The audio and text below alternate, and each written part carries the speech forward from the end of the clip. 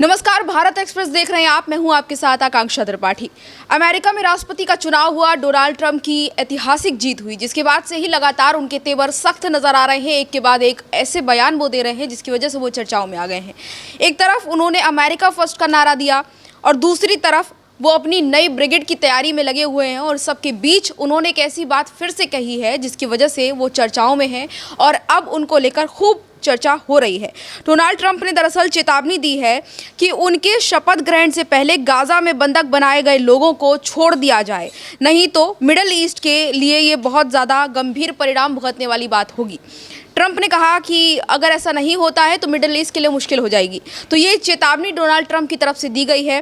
दरअसल Donald Trump जो है उन्होंने ट्रुथ सोशल पर एक पोस्ट किया है जिसपे उन्होंने लिखा है, सभी बंधकों के बारे में बात कर रहे हैं जिन्हें बहुत ही हिंसक अमानवीय तरीके से पूरी दुनिया की इच्छा के खिलाफ मिडिल ईस्ट में रखा गया है, लेकिन सिर्फ बातचीत हो रही है, इस पर कोई एक्शन नहीं लिया जा रहा है। अगर बंधकों को मेरे शपथ ग्रहण वाले दिन यानी 20 जनवरी 2025 तक रिहा नहीं किया जाता तो मध्य पूर्व को इसके गंभीर परिणाम भुगतने को मिलेंगे। इसके साथ ही डोनाल्ड ट्रंप ने यह भी कहा कि जो मानवता के खिलाफ ये अत्याचार कर रहे हैं उनके खिलाफ सख्त एक्शन लिया जाएगा। इसके लिए जो भी जिम्मेदार होंगे उन्हें अमेरिका के इतिहास की सबसे ज़्यादा बड़ी सज़ा दी जाएगी। इसके लिए बंधकों को तुरंत रिहा किया जाए। तो ये डोनाल्ड ट्रंप ने ये बात कही, उसके बाद ही सियासी पारा हाई हो गया। काफ़ी ज़्यादा चर्चाएं इसको लेकर हो रही हैं कि इतना बड़ा, इतना सख्त संदेश, एक सख्त चेतावनी जो है डोनाल्ड ट्रंप की तरफ से दे दी गई है।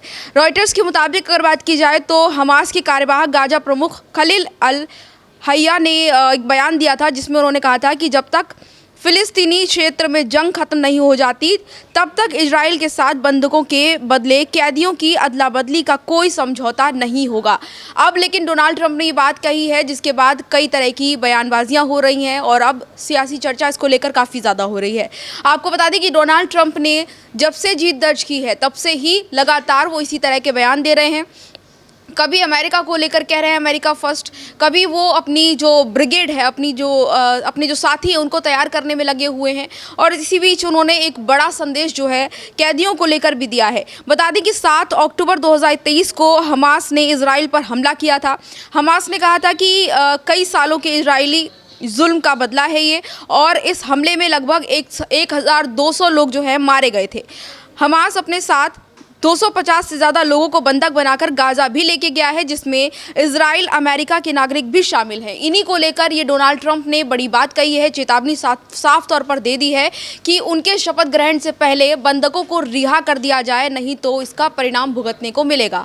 अब क्या इस पर असर होता है ये तो देखने वाली बात होगी। हालांकि 20 जनवरी तक का भी समय है। 20 जनवरी 2025 को डोनाल्ड ट्रंप अमेरिका के राष्ट्रपति के तौर पर शपथ लेंगे और उन्होंने ये साफ तौर पर कह दिया है कि उससे पहले रिहा कर दिया जाए, नहीं तो अभी तक की जो सबसे गंभीर परिणाम है वो भुगतने पड़ेंगे।